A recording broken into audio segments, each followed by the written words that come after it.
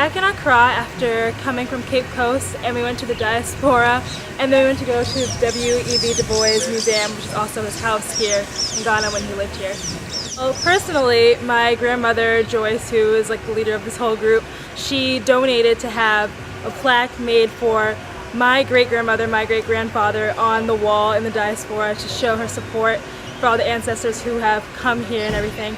And also, being a black woman, W.E.B. Du Bois is a huge part of having me be able to be free and just be the person I am in America today without having to fear like any racial judgment, even though I still do, but you know, not as much as there was in the past. Even though they never came to Africa, their presence is here anyway. And you can see a lot of people. This is who've come here and have contributed. A grandson of Carter G. Woodson, George H. Woodson.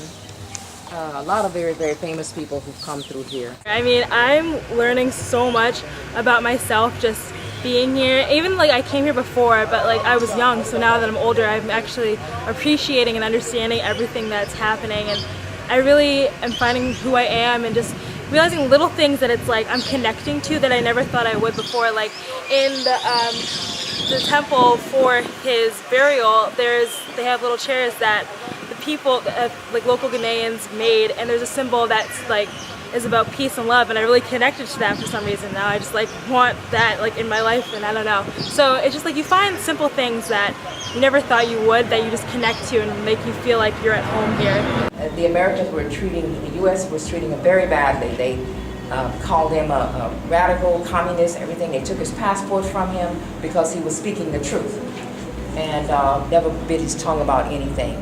So they took his passport for a while, for a number of years, so he couldn't travel, and had him on this crazy red list, black list, whatever the case might be.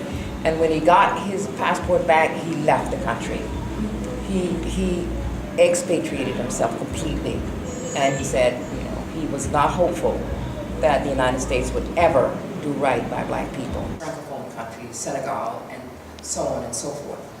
So what happens here, basically, you can see, you can just sort of read what this is about, what they tried to do to support the African Union, as you see here, in the representation of the African diaspora and their strategic involvement in the ongoing development of Africa.